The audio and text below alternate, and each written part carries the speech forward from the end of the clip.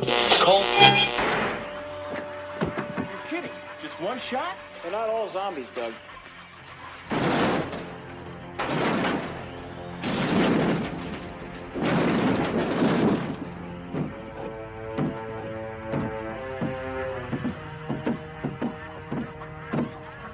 How do you fight this thing? Maybe we could drown it in A1 sauce. Well, sometimes that is better. The person you put up there ain't the person that comes back. It's a dance song to get down with. About 6 feet under. Get there. Ooh, I love this song.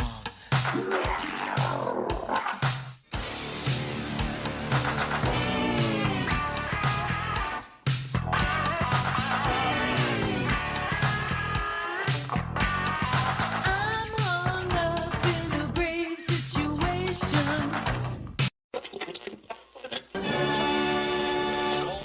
And now we come to the thrilling final episode of our radio drama. Hello and welcome to episode 204 of the Rotten Views podcast. We have a really fun one in store for you guys today. Well, it's a fun one if you guys like zombie movies or George A. Romero movies, because we are watching Dawn of the Dead from 1978. But you guys already know that if you took time to read the title. But if not, if you already have this like auto downloading and on your playlist, I appreciate it. Nonetheless, I appreciate everyone for checking out the episodes each and every single week. I see the listener count going up on Spotify, on Apple Podcasts, on YouTube Podcasts, and I appreciate it very, very much. But before we get into too much of the podcast, let's do a little bit of housekeeping.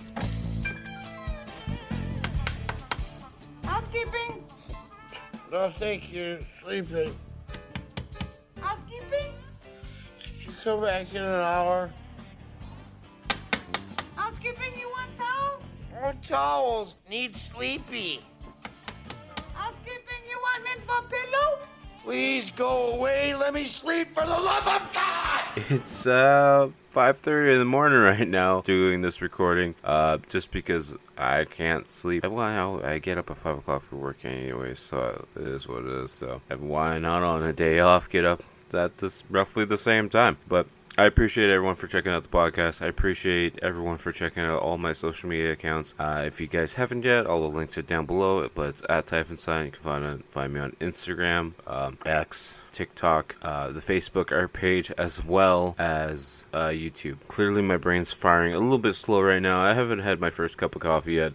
It's the heat's getting to me a little bit, but yeah. At Typhonsign, you can find me on anything and everything. But the main thing that we're pushing is that YouTube channel. Definitely go check it out. We have the weekly game video dropping every Wednesday. We have various short videos dropping throughout the weeks. We have old episodes of the podcast going up as well. And then we also do live streams over there as well. From video game live streams to art live streams. Definitely go check it out. Definitely you guys enjoy the art live streams a lot. I'm averaging like 150 to 200 views for those. And I mean, that's amazing. I appreciate that so much. Thank you guys for checking that content out. And I'm just so excited because I have so much more content ready to go. I actually made like my own personal roadmap. I'm not sure if you guys know that concept, but a lot of video games usually plan out the year. So I have a roadmap planned out of everything I want to drop. I don't have dates yet or anything like that, but I do have an actual game plan as to what's going to happen throughout the year, next year, and whatnot. So it's fun. I'm excited for it. Hopefully you guys will enjoy it. And as always, also I forgot to mention, if you guys do check out the YouTube page, make sure to hit that like button and subscribe, because once we hit 1,000 subs over there, I'm going to be giving away some free artwork. So definitely go check that out. I appreciate it if you guys do. And if you guys are trying to beat the summer heat, you're a little bit dehydrated, a little bit thirsty, make sure to go over to w.gg. Links would be down in the description below. Buy some of their their protein powders, or maybe a shaker cup, or an energy drink, or maybe a t-shirt or a hat. Once you do, I don't know what the hat or the t-shirt's going to do with the heat, but once you do, make sure to use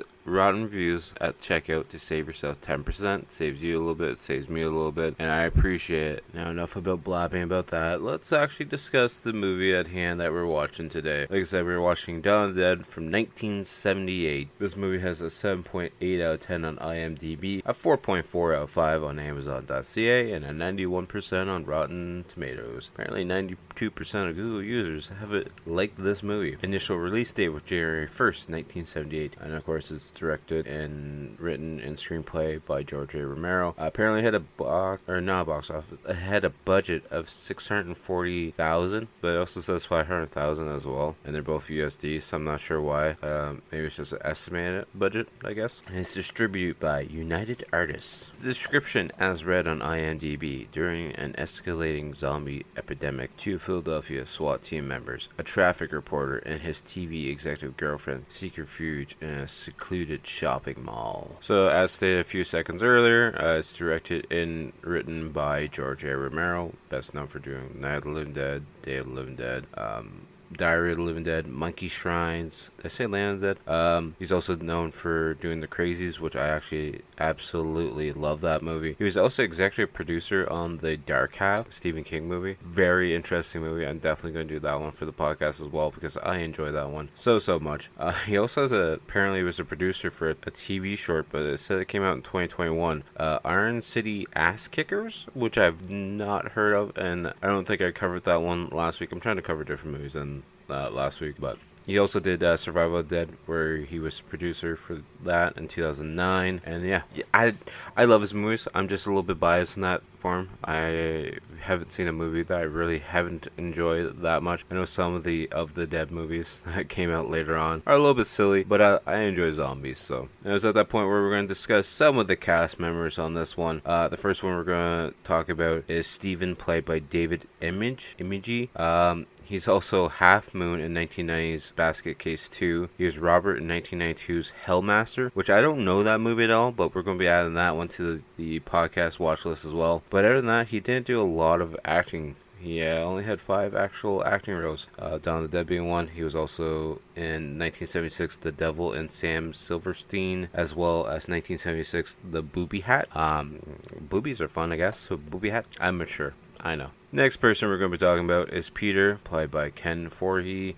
He's also Big Joe Grizzly in 2007's Rob Zombie's Halloween. He was also Herman Jackson in 2012's The Lord of Salem. He was also Bubba Brownie in 1986 From Beyond, which I don't think I've done that one for the podcast, but that's another movie we're going to be adding to the list as well. Also, while going through his IMDb, there's a TV show. It was a mini-series that I'd never even heard of. I love 30 Days of Night, but apparently it was 3 Days of Night Dust to Dust, which was a TV miniseries in 2007, where he played one episode where he was a loan shark. He was also in 2007's Black Santa's Revenge, playing Black Santa. Never even heard of that one before either. And he's also apparently a pedestrian in a radio commercial for Grand Theft Auto San Andreas, which I'm learning more new things about Ken Foree apparently all this episode. He also liked to just appear in one-off episodes of various TV shows, where he was in that episode of Quantum Leap in 1990. He was in an episode of Max Monroe in 1990. He was in the episode of Cheers, Dallas, Matlock, The Flash, The Royal Family, which I've never actually heard of, so I don't know why I mentioned it, but I mentioned it anyway. So, and the last person we're going to talk about is Roger, played by Scott H. Reiner. He was also Marhalt in 1981's Night Riders, which I haven't actually seen yet, but it is on the podcast episode list. He's also the General in 2004 Dawn of the Dead remake. He was also the director of the 2022 short Fan of My Work, which I've never actually heard of, but we're going to be adding that one to the list just so we can watch it as well. But other than that, he's only had 8 other acting roles. He's also in a TV movie, Confessions of a Married Man. I'm sure that's going to be interesting. The tagline for this movie is George A. Romero's classic 1978 gorefest, Dawn of the Dead is back. And of course, we know that Tom Savini did the special effects makeup on this movie, or if you guys didn't, you know now. I'm assuming if you're listening to the podcast, you already know so much about Dawn of the Dead, but it is there nonetheless. Anyways, a little bit of trivia. Tom Savini chose the gray color for the zombie's skin, since Night of the Living Dead 1968 was in black and white, and the zombie's skin tone was not depicted. He later said it was a mistake because many of them ended up looking quite blue on the film. And there's also a goof that I'm going to try and keep an eye out for. Apparently, when Roger runs out of a truck and back towards the mall, one particular zombie in a red and black striped shirt gets out of character and decides to tuck in his shirt because he wants to look a little bit nicer for when he eats someone's brains. Anyways, enough of all that stuff. if you guys are here for the very first time, thank you. I appreciate that very, very much. But what we're going to do is we're going to start discussing this episode, getting into this movie, and talking about it. So what I do with every single episode, I talk about the movie from start to finish and hit all the points in between. So if you don't want to be spoiled on a movie that came out in 1978, feel free to pause it now, go watch the movie on YouTube or buy the DVD, because I'm sure you can get most of the DVDs pretty cheap. Just I don't want to hear any complaints about me spoiling a movie that came out in 1978. That's pretty much what it is. But yeah, if you do decide to pause the podcast, please come back. We need you here. I need the listens. I appreciate the connection to the listeners, the viewers, whatever you want to call yourself. But yeah, get comfy, get some popcorn, Doritos, Nerds, whatever you want. Sit back, relax if you're at home. If you're at work, hopefully this helps you get through the day. And if you're listening in your vehicle, keep your eyes on the road, because we don't need any more car accidents. Alright, dipshit, thank you. Presents Saturday Night at the Movies, the television series which each week brings you the finest in recent motion pictures. Tonight, in 1968, George Romero brought us Night of the Living Dead. It became the classic horror film of its time. Not that room! Not that room! Now, George Romero brings us the most intensely shocking motion picture experience for all times. It gets up and kills. The people it kills get up and kill.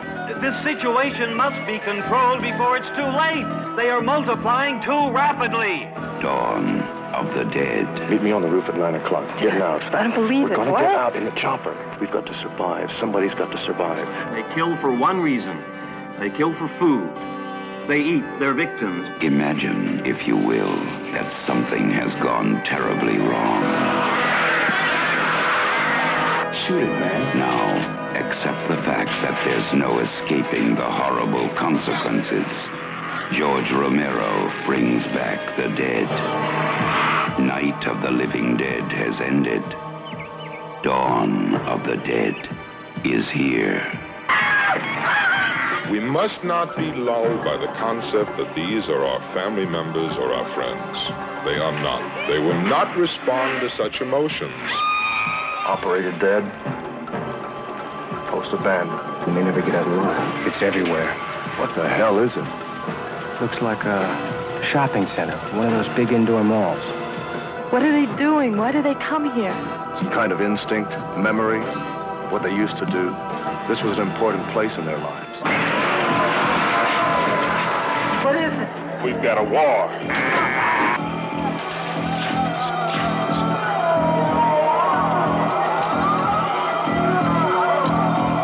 I'm afraid. We have spawned our own savagery. Soon, it will consume us all. It is a horrible, hauntingly accurate vision of the mindless excesses of a society gone mad. They must be destroyed on sight. When there is no more room in hell, the dead will walk the earth. We are down to the line, folks. We are down to the line. Dawn of the Dead. The music starting in with that nice horror soundtrack. We have, just the red background, and then one of the news reporters getting scared. Like, oh, shit's really hitting the fan. And then Dawn of the Dead title font comes up, and we see we're in like a TV production company right now. And I believe it's Francine that we just saw waking up or getting scared. And then one of the other persons is like, yeah, we're just still dreaming. We're just, I don't know what's going on with the zombie apocalypse. It's not real. It can't be real. We see all the news reporters going crazy. I don't know why there's so many in this one building, because it seems like a lot. And apparently all the rescue stations are starting to go down. And then we hear or we see on the TV, I should say, a doctor talking to a news reporter being like, so the dead are coming back to life. He's like, well, doctor, we don't know what's going on, because we just see people coming and there's a lot of people dying, and you clearly don't have any answers for anything, so we're all freaking out right now. So I'd miss this if I didn't say it, or someone would probably point out to me. You can also see George in the intro or the beginning of this movie where he's playing WGON and TV director. And he's calling for other rescue lists and all this. He's making the shots. He's not going to be a character that we're going to watch at all much, but he's in the movie for like the first 5 minutes or so. I absolutely love the background noise and the commotions going on, and then you team that up with the goblin music playing as well, and it's just amazing setting, an amazing soundtrack. Then we cut back to the doctor, and he's like, every dead body that's not exterminated, it gets up and kills, and it looks at the camera, it kills and makes more dead. Then they take off the rescue stations listing off of the TV screen because apparently they're all out of date and the zombies are just overturning them all. And one of the other producer guys like, hey, I want those lists on the TV screen now. If people aren't seeing that, they're not going to be watching my channel during this zombie apocalypse, and we're not going to be getting the views. Then we see Steven making his way through the commotion of the radio center and coming up behind Francine, and he's like, you got to meet me to the top of the radio station, and we're going to get out by helicopter. She's like, we can't, we got to stay here, we got to keep the station going. He's like, no, we need to stay alive, we need to get in the helicopter and get the hell out of here. And then we cut to nighttime where we see like a SWAT team and everything outside, officers outside, and they're getting ready to pretty much break into this building because like, the damn bastards got a bunch of zombies in there. We gotta get in there, try to save whoever's not a zombie. This is where we see Roger for the first time. He's one of the SWAT team officers, and he's working with this other guy who's super racist, so we're not going to repeat a single goddamn thing that he says at all. Anyways, and then they're on the roof, and then a bunch of other guys come out with guns and actually shoot at one of the SWAT officers and shoot him right in the face, right in the forehead. And then there's like a gun shootout between the SWAT members and these other pedestrians. I'm assuming that just didn't want to give up their home because the news radio station saying that everyone needs to leave the resident area and go to like the safe shelters essentially. And some people aren't happy with that, so they're putting up a fight because they don't want to leave their home, which is understandable. The gunfight's happening and Rogers is making his way deeper into the building, like deeper throughout the roof, I should say. And he comes around the corner and he meets face to face with this guy that looks like Tommy Chong, but a very tanned, maybe not even actual accurate color of Tommy Chong. And he's like, no, don't go out there. And then the guy just runs away because Roger's not going to kill him. And he just gets shot. No big deal. Just gets killed. And then we see the SWAT team making their way through the building, and they're breaking down the doors, and they're pretty much just shooting and killing anyone that's in front of their face. That's when Roger then sees what's happening because it's that one racist SWAT team member. He's pretty much just busting the doors down. He doesn't care who's inside, especially if they're not white. He's just going to shoot them because he's an asshole. So then Roger starts fighting him a little bit and just gets tossed around. And then next thing you know, we see that guy break down a door, and then another SWAT team member shoots him in the back. And of course, it's Peter, Ken Forey's character. We see one of the other SWAT team guys helping Roger back up to his feet. He's got bloody nose and stuff. We're looking inside the apartment, and we see a bunch of different zombies laid out throughout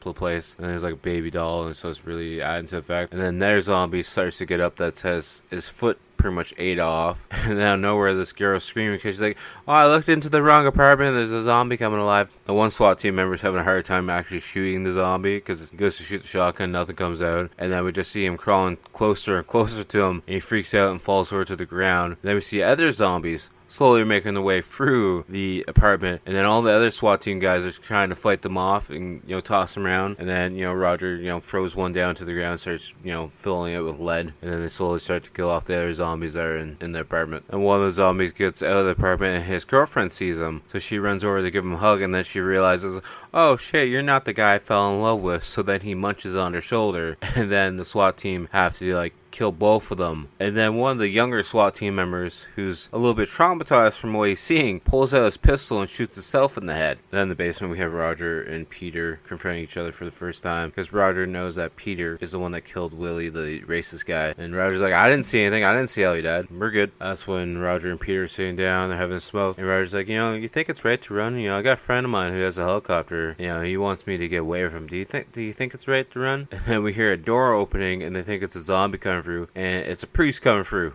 Apparently he's been hiding in this room the whole time, in the basement somewhere. And apparently he doesn't realize what's going on because he's like, come on, just let me pass. I gotta go find my sister upstairs. And it's like, your sister might not be alive, to be honest with you, sir, because there's a lot of people that have died already. And there must be a different section in this basement because there's like a boarded up door, so some of the SWAT team members start breaking down the wood, and next thing you know, there's just a whole room full of zombies coming at them, and the SWAT team just trying to escape and get out of there. Then we see Peter going into this room where the zombies were kept, and it's just like a holding cell of various zombies eating various body parts from other tenants that were living in the building. And we just see Peter in there taking his pistol and shooting each one by one in the head, of course, because that's the only way you kill a zombie. Then we see Steven and Francine at the helicopter station, or the spot, and Steven's calling in because apparently the dispatch officer is dead because he got shot in the head. He was a zombie. And then Roger and Peter show up. He's like, hey, I hope it's okay. I brought my friend that I just found on the SWAT team. And friend's like, are we going to be okay? And Peter's like, it's going to be a little bit harder on the field, but we'll be fine. And then one of the other officers comes over. He's like, hey, you guys got a cigarette? No, sir.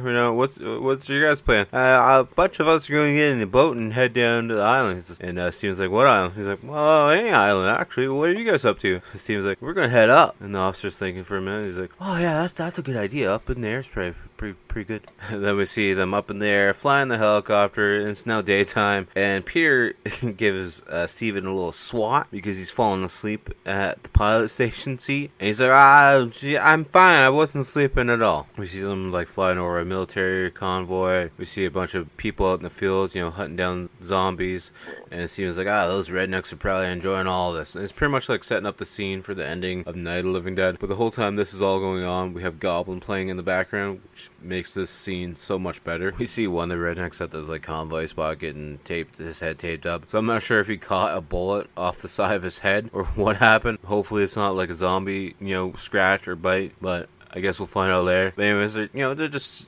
cheering up, having some beers, taking some pictures. The zombies are starting to come through the woods. So everyone just pulls their guns out and just starts blasting the zombies. Because, why not? And we see Steven, setting the helicopter down at this airfield. It's probably like a little small runway spot. And they're going to check the gas tanks. It's like, well, this one's empty. Roger picks up the other one. It's like, I think this one's got a little bit of gas in it, a little bit will help us out, right? So then we see Roger gassing out the helicopter as Steven and Fran start exploring the hangars to see what's left, and Peter goes into the buildings, like the office area, to see if there's like anything around, any supplies, maybe survivors, even though they don't have space for another survivor anyways. But he's just getting a heads up on the area, and he gets spooked by some paper plates or paper cuts falling over because he thought it was like a zombie coming in, but it's just a strong breeze coming through the door. Anyways, then Peter hits the vending machine that's got coffee inside it, and the coffee pops out, so he starts drinking it. And as he's sitting down enjoying his coffee, there's a zombie banging on one of the office doors, and then we hear a gunshot, and then it kind of startles Fran and Steven. So Steven goes around the hangar to see what's going on, and then he gets tackled by a zombie, and Fran's just standing there as another zombie's coming closer to her. And Steven's trying to grab this little mallet that's on the ground to try and break the zombie's skull, as Fran's just standing dumbfounded, being like, I don't know what to do. And Steven and Fran start running to the helicopter, and Roger's still pumping gas, but he doesn't realize there's a slow stumbling zombie coming closer and closer to him. And then the zombie gets up on top of a crate to get closer to Roger. And then we just see the top of his skull come off because the helicopter blades, because it's still running, cut off the top of his head. Then we cut back to Peter, who's still in that office. He's shooting the door a bit, and then the door breaks open, and two little kid zombies start tackling him, and he just throws them across the room a bit, but they keep coming back. So then he's like, I gotta shoot you anyways, I guess. And then as Peter's getting ready to leave the room, this classic iconic zombie that I've seen used for like the box set for this, or the special edition set. I think he's got like a screwdriver in his head at one point. Or maybe I'm thinking of something else. Anyways, maybe it's just the poster for the movie, but it's like this bald zombie. We see Steven trying to shoot the zombie in the back, and Peter jumps out of the way because he's like, oh man, one of his shots might actually hit me. And that's when Roger comes in and actually saves the day, because he's actually a good shot, where Steven's a horrible shot. Because prior to this, we saw Steven trying to shoot a zombie, and he was shooting the zombie in the chest like 3 times, and then Roger just comes up and pops him once in the head. And then Peter comes back over to everyone. He's like, you never aim a gun at someone. It's scary, isn't it? And Steven gets all scared. He's like, I'm sorry, I was just trying to help you, I guess. We see them in the helicopter again, and Steven's like, we need to get gas, maybe Cleveland. And that's when Roger's like, no, we can't go to Cleveland. We gotta avoid the big cities because we might not come out alive. And then Peter's like, we almost didn't make it out there alive. And he's like, well, we just gotta take the zombies on one by one and we're fine. He's like, well, it's almost a zombie that didn't just blow my head off. And then Steven's all pissed off. He's like, I was just trying to help you. And then we see them flying a little bit more, and Fran's getting all pissed off because she's like, Steven, you need to get some sleep or we're all going to die because you're going to crash the helicopter. And they're flying a little bit more, and then they come across this big building. Like, what the hell is that? It looks like a shopping center or a big mall or something. We see them, of course, landing on the roof, and they're, scoping out the parking lot. There's some zombies in the parking lot, but there's not a lot of zombies. Steven starts, freaking out because, the zombies in the parking lot, but Roger's like, we'll be fine. They can't get up here. What's the worst that's going to happen? And then we see Roger and Peter looking through the sky domes. He's like, it looks like pretty much all locked down. Doesn't look like the zombies can get into any of the stores because the gates are all down. Then Peter's like, the power's not off in this area. It might be nuclear. And then we see Steven and Fran looking through the windows like, why are they here? And Steven's like, well, that's just, their routine. This place must have been something to them, or meant something to them. And, it's just their daily routines, and they're just repeating what they used to do. And then we see, like, this supply window area with a bunch of boxes, and we have food supplies, and they're like, well, how are we going to get in there? So then Peter's just like, I'm just going to break the glass window up. And we see them, just checking out the area a little bit, checking out the rooms. Everything's secured. They're safe. And then we have Fran and Steven go for the boxes of food, and it's like, spam.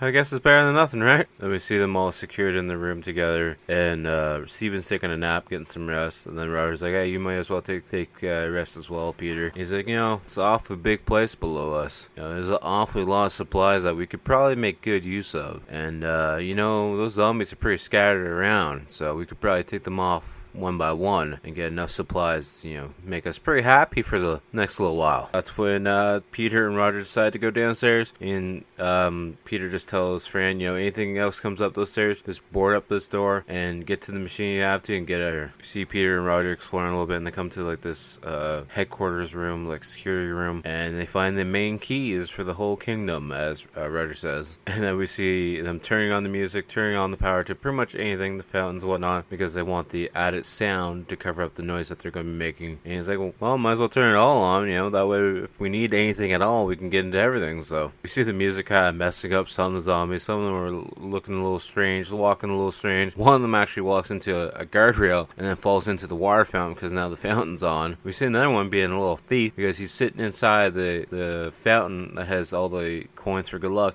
He's just picking up all the coins, being like, ooh, I'm rich now. Peter and Roger coming out of one of the hallways to get into the main part of the mall. And they see a bunch of zombies like, so we're going to go for it or we're going to head back? He's like, well, Peter, see, there's an issue. I need lighter fluid. We're going to want to keep smoking our cigarettes and stuff. He's like, well, let's go for it then. So then they start fighting off the zombies with just the butt of the guns. And then they finally get to a room where they got unlocked. And the keys are, having some issues because the door won't open. So then they finally have to start shooting the gun. But then they finally, after, forcing the door open, they finally get it open into this convenience store looking section of the mall. They get into the store, and then they're fighting to get the doors back closed again as the horde of zombies are coming closer and closer to them. One of the zombies gets in, and then out of nowhere, Roger's main AK assault rifle gets stolen by the zombies. So then he kicks the zombie in the head that comes in, pulls out his pistol and blows his brains out. I think they're in a J.C. Penney's. I believe I saw Penny's on the top of the store, and he's like, well, how are we gonna get out? He's like, well, let's not worry about it. Let's just grab the stuff that we need,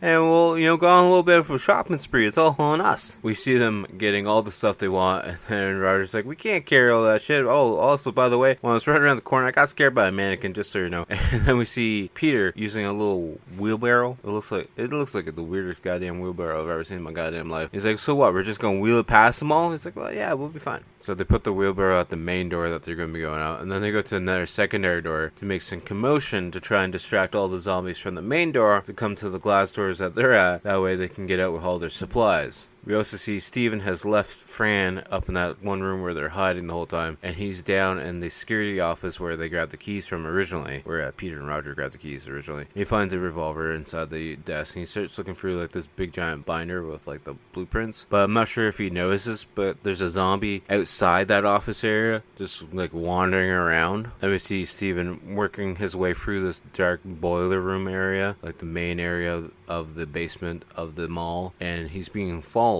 by the security zombie the whole time. And we just see the shadow of the zombie coming around the spot, and he's shooting randomly to try and hit it. And then we hear the gunshots happening, and Roger and Peter's like, what's that? What's happening? I can't even tell where the gunshots are happening or where they're coming from. And then we just see shots of Steven working his way through this boiler room area, and he's just terrified, and he's shooting, and then we just hear the bullets ricocheting off of all the pipes. And of course, Steven tries to shoot the security zombie point blank in the face, but it doesn't work out so good. So then he's run off to a different section, trying to reload the gun. And then as he's trying to reload the gun, the zombie tackles him to the ground. He drops all the bullets, and he's not able to reload the gun in time. So he keeps hitting the trigger, trying to shoot the zombie. And of course, it's a revolver, so it finally rotates to a spot where there is one single bullet left, and the zombie does die. We see Steven going down hallways, going into this other doorway, and then next thing you know, he's getting tackled by 3 other zombies where he's trying to fight them off. And then at one point, we see Peter getting tackled by a zombie, and then he picks up a zombie and literally throws him off the balcony. And that's where we get the second iconic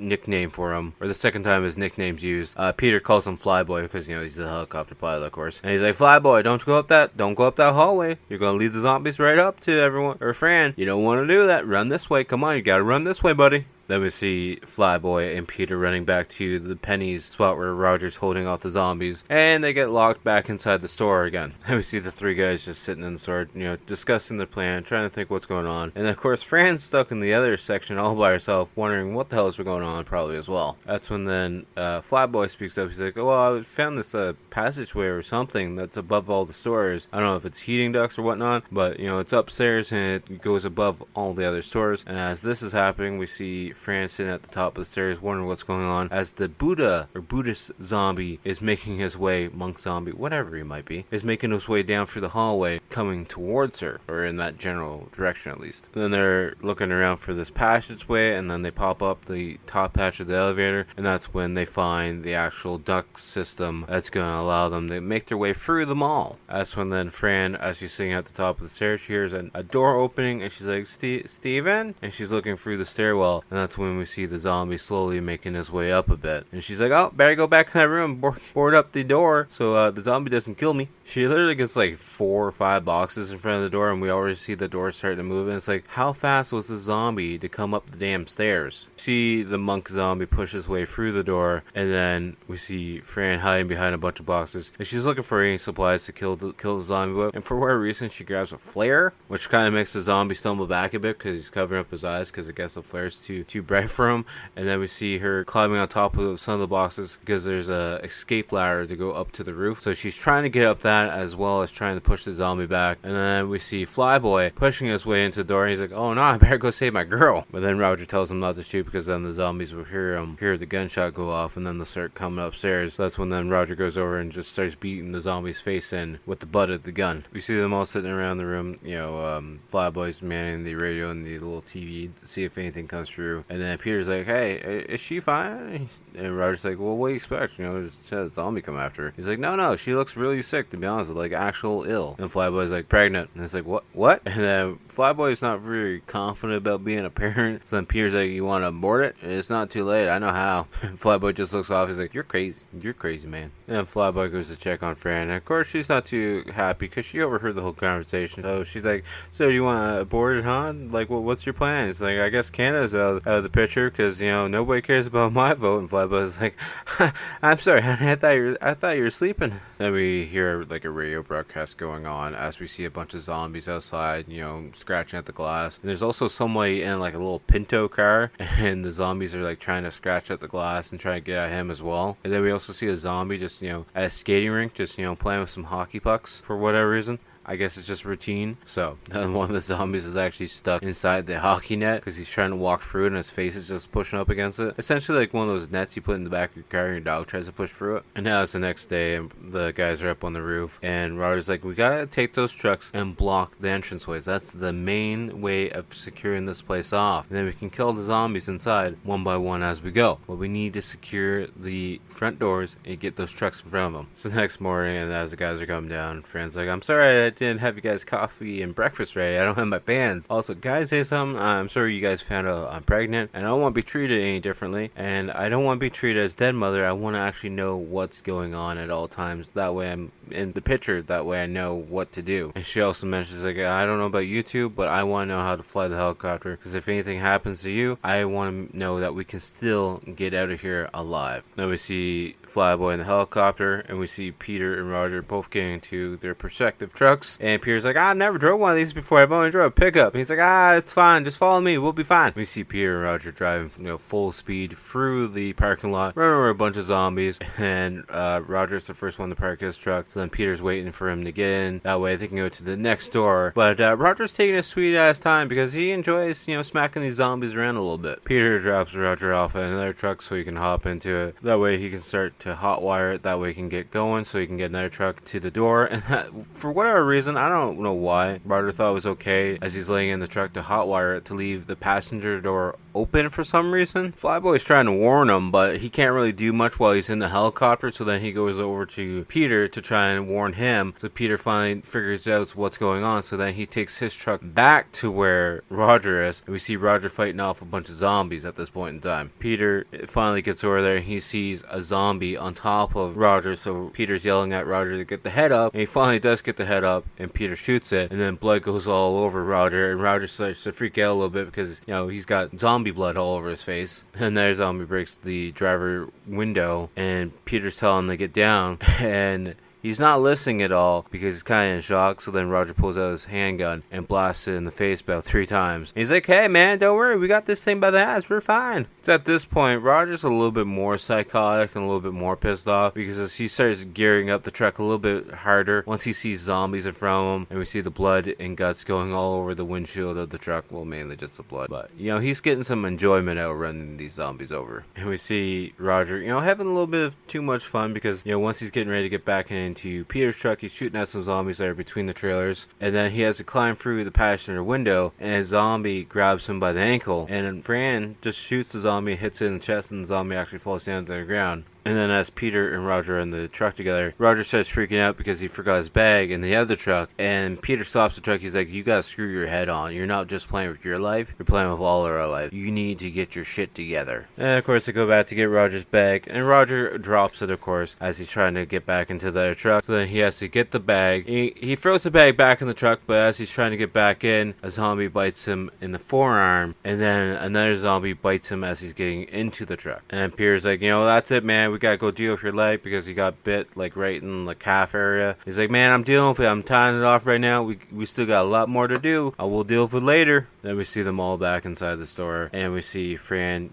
bandaging up Roger's arm, bandaging up his lower leg, his calf, and everything. And he's in a lot of pain at this point in time. We see Peter and Flyboy going through the vent system, and they're stopping off at the hunting store to get themselves some new weapons, which is convenient that inside this mall has a full-on hunting store. That way they get all the supplies they need, and they can probably hold up for a while inside the whole mall because of it. And Peter's like, don't you try shooting through those gates. The holes are too small. The bullet will just end up chasing us around here. We might die. So please, Flyboy, don't shoot at the gate. Now we see the team fully geared up, ready for war, as we see Flyboy with a gun belt on and everything, and Fran running, and we see Peter pushing the wheelbarrow that has Roger resting inside of it. So I guess that wheelbarrow did come in handy for just more than just bring supplies. But they're heading back to Penny's, the convenience shop or all-in-one shopping center area, because it's got the hardware section, it's got the clothing section, it's got food, it's got everything they pretty much need. And Peter wants to talk to Roger. He's like, what, shut up, I already know already, okay, just shut up. That's when we then see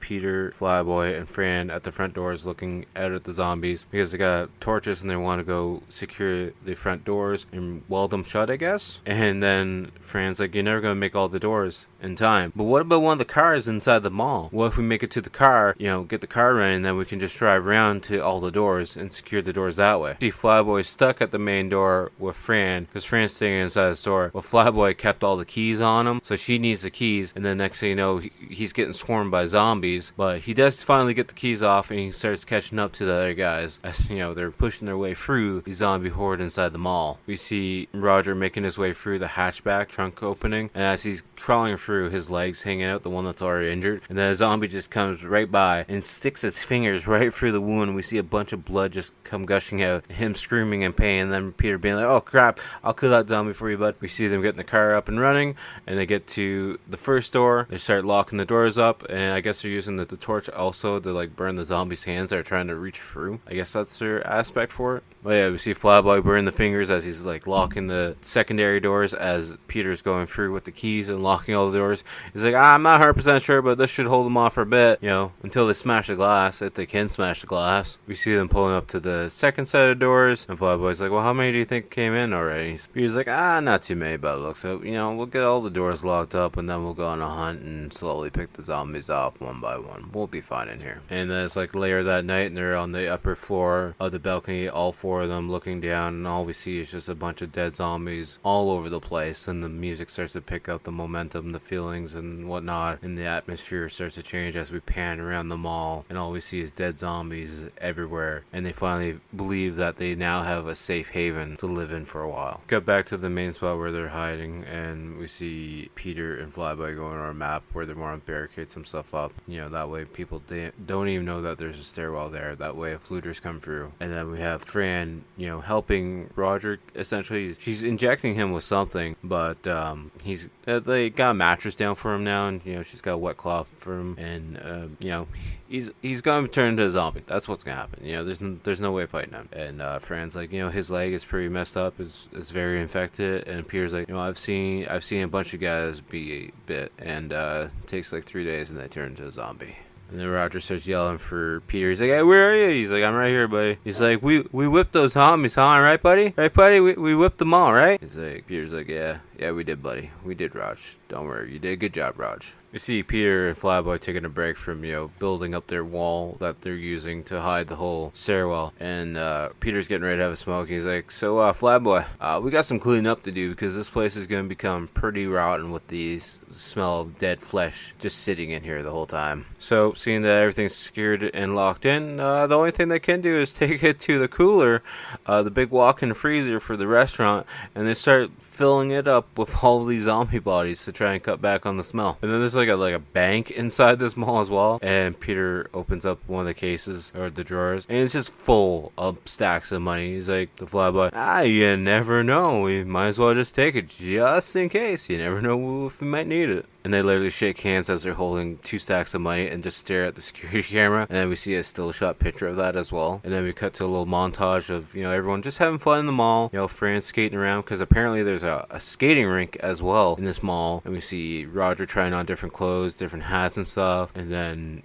you know, they're doing a little bit of golfing. They're doing a little bit of basketball. I think one of the more enjoyable happy scenes is them apparently all in an arcade that's inside this mall. And we see Roger playing like Duck Hunt, and Peter's playing something called Gangbusters, and then there's like an F1 racing game that Roger's playing, and then he crashes and he's looking at the screen like, wonder how that happened. It's now nighttime. We see a bunch of zombies, you know, banging up against the glass, banging up against the doors, trying to get in. And then we see the group of them standing on top of this upper balcony, and Fran's decked out in a pimp fur coat, and she's like, they're still here. And Flyboy's like, yeah, they're after us, you know. They know we're in here, so they're after us. And Peter's in a pimp ass fur coat too, and he's like, you know, they're just dead. They're just after us. You know, there's no more room in hell, and that's why they're here on Earth. Just, you know, just trying to get anyone that's living. And Peter says the story about this priest from Trinidad that said, when there's no more room in hell, the dead will walk the earth. And that's like one of the best lines in this movie, as well as the remake, of course. And then we see Peter's even painting the wall the same color as the rest of the mall. That way their fake wall actually, you know, fits in the whole time. He's hearing screaming coming from upstairs, and it's Roger freaking out because the infection is getting worse. And Flyboy's literally gotta like hold him down as Fran's, you know, giving him some medicine to pretty much knock him out for the night.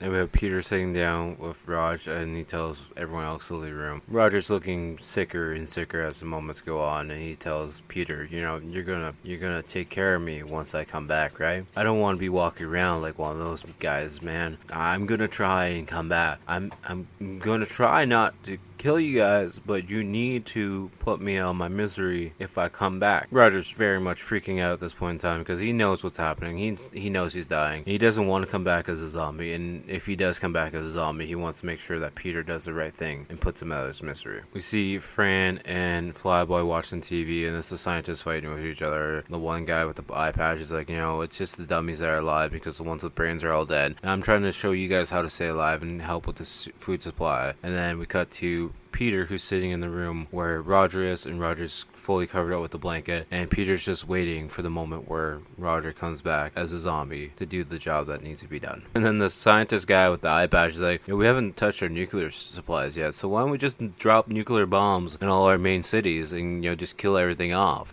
Einstein's like, you're crazy, right? Or reporter, maybe. I'm not sure. Maybe they're two scientists. I'm not really too sure. Then we see that iconic Roger zombie face with all the wrinkles and the pale skin, and he's slowly starting to sit up in the bed, and Peter's getting ready to line up the shot, and then we hear the gunshot go off. Steven and Fran hear the gunshot, and it startles them a little bit, and they look at each other, and they realize what just happened. And it's for the best, of course. It sucks, but it's for the best nonetheless. Then we got to Steven, Flyboy, and Fran in the skating arena where they have two mannequins set up as they're doing target practice, and a couple of the bullets are hitting there, here and there, but one of the bullets actually hits one of the mannequins right in the throat, and that would suck. And then we see this fancy dinner set up, and we see Flyboy and Fran all dressed up having dinner, and Peter is serving them, and he gets ready to leave, and Fran's like, where are you going? He's like, this is just for the two of you. You guys enjoy your happy meal. And as they're having their meal, we see Peter going to the spot where they buried Flyboy in this little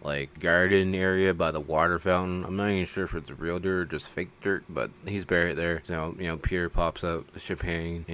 I think he pours a little bit on the grave. I didn't really see. I know some goes flying all over the place, so maybe it's just paying us respect. That was his buddy. The Flyboy during the dinner goes to give Fran a wedding ring, and she doesn't exactly say no. She says, well, she kind of says no, but she's like, not at the moment, just because it wouldn't be real, because of everything going on at this point in time. And then we cut to them in bed, and he's pretty much dazed off on his own, staring off, a little bit depressed probably, and she's sitting on the bed topless, and I don't think she was having smoke, but her hand was up by her face. I mean, I'm assuming she's not smoking because she's pregnant, but then again, this was filmed at a different time and era, so she could be smoking. I don't know. I wasn't paying that much attention. There are various scenes that happen at this point in time. I'm just not talking about, and, they're playing cards and whatnot, but we see that their setup is very fancy now. They got a fancy kitchen table set up, they got a fancy TV set up, they got a nice fancy couch, so I'm assuming it's all up in the same area where they were held up the whole time, and that's where they got the fake wall and everything, so if people come in to kind of look for supplies, they won't know that they're living there. But we also see Flyboy staring at the TV, and it's just static, and Fran's like, there hasn't been a broadcast or anything on the TV for the last 3 days. You might as well just turn it off and stop staring at it. It's now, I think, the next day probably, and we see Flyboy he's actually teaching Fran how to fly the helicopter, because, it's something she wanted to learn just in case something does happen to Flyboy, and they need to get out. It's only the three of them now, so I'm assuming if something happens to Flyboy,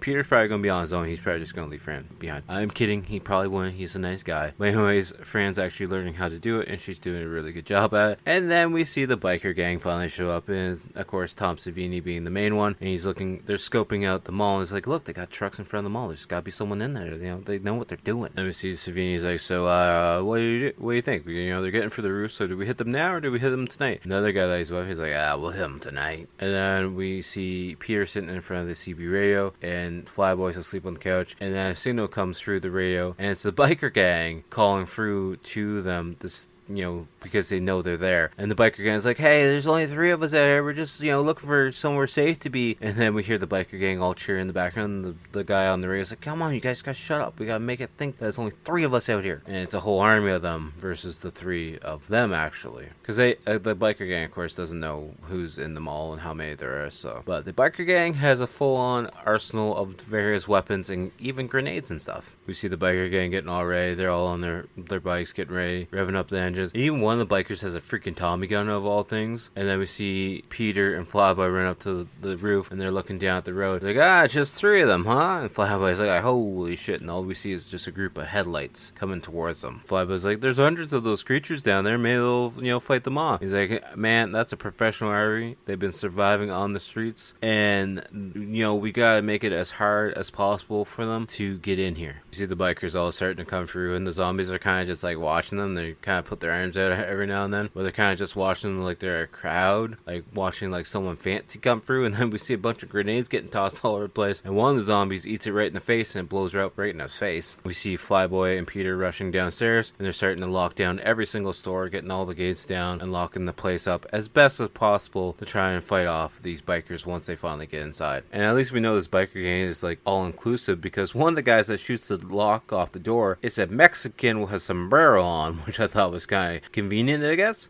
Convenient in the sense that I wasn't expecting to see that type of character show up in this movie. We got the bikers driving their bikes through, and the bay doors are opening. He's like, hey, you know, once those bay doors are fully open, Flyboy, there's going to be 1,000 zombies coming in here, and that's going to distract the bikers for a bit, and then we can, you know, pick them off one by one here and there. You see a couple bikers just shooting at the gate, the security gate that falls down to lock up the stores, and for a reason they shoot it a couple times, and then the gate just starts to rise. Anyways, they're making a mess of the whole mall. They're just going through all these various stores, you know, looting whatever they can, but there's also a bunch of zombies slowly starting to make their way in as well. And the bikers are just silly because a bunch of them go to grab pies and start running around pie facing a bunch of the zombies that are just wandering around the mall for whatever reason. And we see a bunch of the bikers running around with the like clown spray bottle and just spraying the zombies in the face. I almost said the clowns in the face, but spraying the zombies in the face because they're just having a fun time at this point in time, I guess. Then we have Peter trying to get a hold of Flyboy on the radio, but Flyboy's not answering because Flyboy's going a little bit crazy at this point in time because he's watching the bikers destroy the whole place, and he's like, we took it. It's ours. This place is ours. You're not taking this place from us. Then we see a bunch of the bikers shooting at Flyboy as Flyboy's trying to get away. He goes back into Penny's to lock up again, and then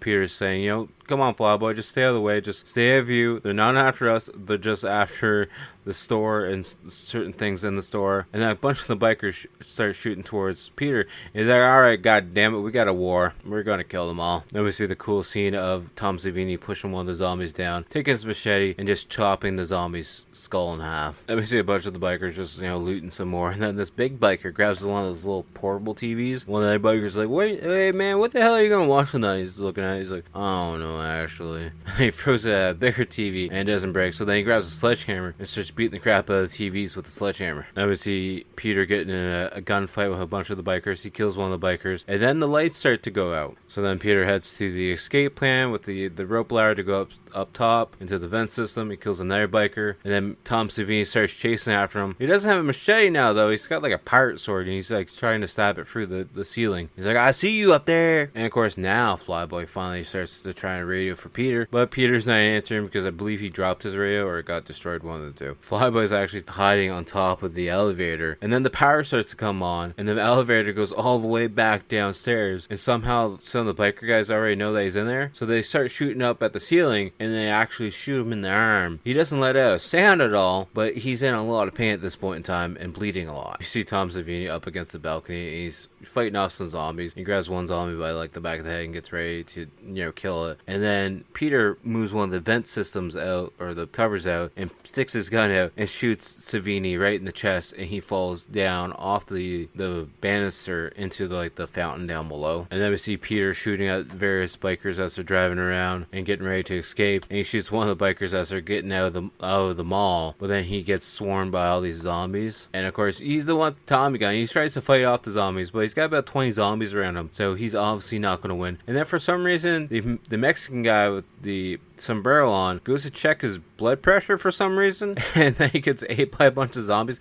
I don't know what the hell his thought process was. And Flyboy finally gets a hold of Peter through the radio and tells him to, you know, climb up top for the elevator, you know, get him out of the elevator shaft. And then we see the Mexican guy who's still being attacked on the blood pressure machine as it's beeping at him as his arm is getting ripped off of him. You know, we see Flyboy climbing up the elevator, or trying to get up through the elevator exit, but the issue happens. He's only got one good arm, and a bunch of the zombies open up the elevator shaft door and start eating at his legs and pull him back down into the elevator, so we can just assume what's going to happen to Flyboy. And Peter hears this all happening over the radio, so he starts screaming at Flyboy, but of course Flyboy doesn't answer. Flyboy gets up and pulls his gun out and starts shooting at the zombies, but we know it's already too late because they start gnawing on him. They were already gnawing on his leg, but one of them actually gets him in the neck as well too. We do at least know that Flyboy's a better shot now, so his training was actually paying off because he shoots a bunch of the zombies, enough to the the point where the door shuts again, but he's bleeding a lot. And we then see Peter walking up the stairs, and Fran's there wondering where Flyboy is. He's like, I mean, I heard a lot of gunshots, but he might still be okay. We'll just have to wait a little bit. It's almost morning now, and Fran's like, Peter, we have to go. Flyboy hasn't answered the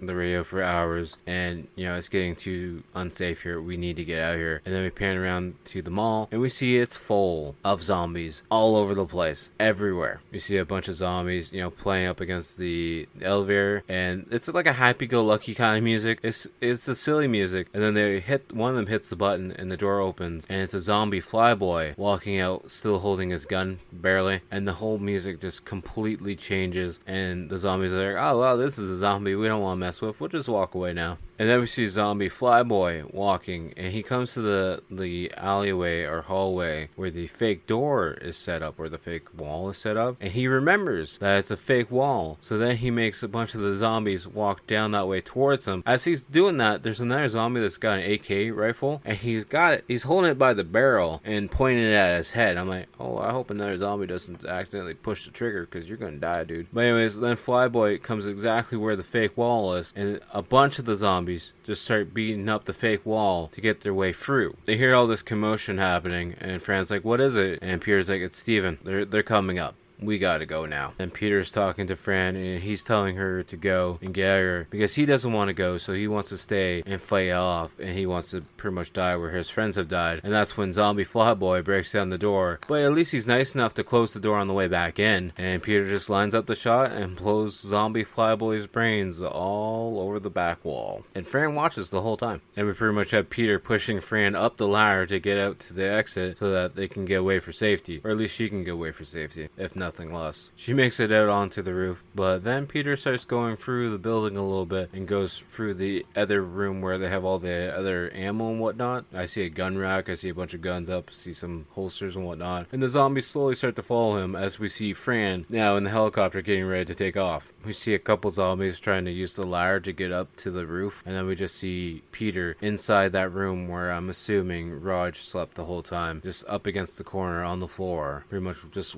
looking and watching the door. And then we also see that he's got a small little pistol, and he's starting to point it towards his head. And then we do actually see a bunch of zombies making their way out onto the roof, and Fran's watching as more and more of these zombies start to get closer and closer, and then she sticks her head out the door for some reason. I mean, I would have already been taken off, but that's just me. One of the zombies breaks down the door, and Peter has another, second wind, because then he shoots one of the zombies and starts fighting off all the zombies in the room and starts heading up the ladder because he's like, you know what, actually, I don't want to become a zombie and die, actually. We see Peter make it to the roof, and he's still fighting off all these zombies, but Fran actually does notice, so she's, kind of sticks around a little bit so that Peter can make his way to the helicopter. And then he's fighting the zombies, and the one zombie grabs his gun and looks at it, and he's like, oh, this is better than the AK. I'm going to take this gun instead. So Peter just drops the gun, gets over to the helicopter, gets in, finally, instead of, becoming a zombie. So once he's in the helicopter, he's like, so how much fuel we have? Fran's like, not much. He smiles, like, alright, yeah, that sounds about right. We see them flying off into the distance, and then we see a bunch of, shots spanning around the mall. The outro credits start to roll, and that's the end of this movie. And I gotta say, this is a freaking great movie. I love this movie. I like Night of the Living Dead just as much, maybe a little bit more. The score, I think, is still going to be the same. I think I gave Night of the Living Dead 9.5. I'm going to give this a 9.5 on the Rotten scale out of 10 as well. I just absolutely love this movie. I think Ken Foree is a great actor. And just such a fun movie. It's got some good gore scenes, got some good special effects, and for being like a 2-hour and 7-minute movie, that's the version that I watched. I know there's another version out there that's almost like 240.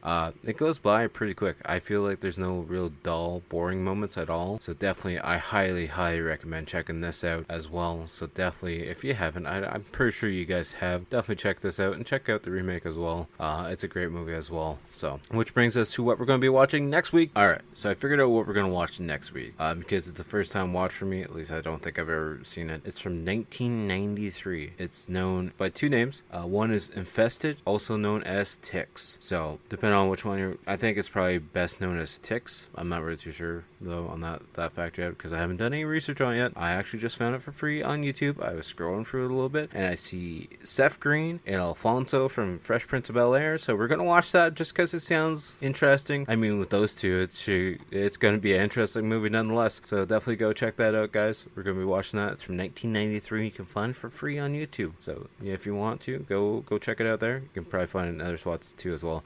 As always, though, make sure to check out the outro band, Toronto-based horror band Blood Opera. All their links are down below, but you can find them on Instagram, Facebook, SoundCloud, YouTube, and Spotify. Go check out their newest album on Spotify. As always, check out all my links down below. You can find me on all social media accounts at Typhonsign. We're on Instagram, X, Threads, TikTok. The main thing being the YouTube channel. Go check it out. We have the weekly game video dropping. We have live streams over there as well. We have various shorts. There's a bunch of fun content. Once we hit 1,000 subs over there as well, we're going to be giving away some free artwork. And as always, if you guys could share the podcast, that means a lot. If you're listening to it on Spotify, feel free to give it a star rating. A 5-star would be amazing, but give it whatever you feel is needed. I appreciate it. And if you're on Apple Podcasts, make sure to give it a review on there as well. And I'll talk to you guys all later. Peace. I am the whisper in the classroom, the writing on the wall. What's blood for, if not for the shedding?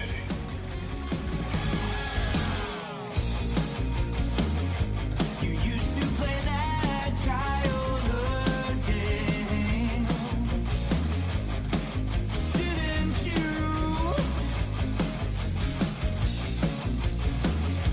The one where we chant his name. Was it true?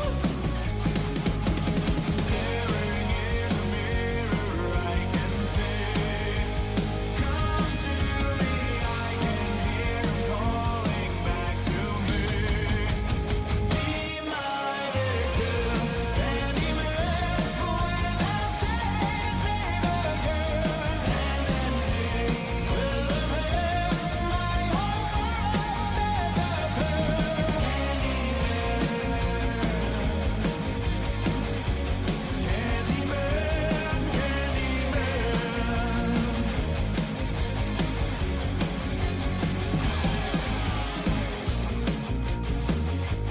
was there for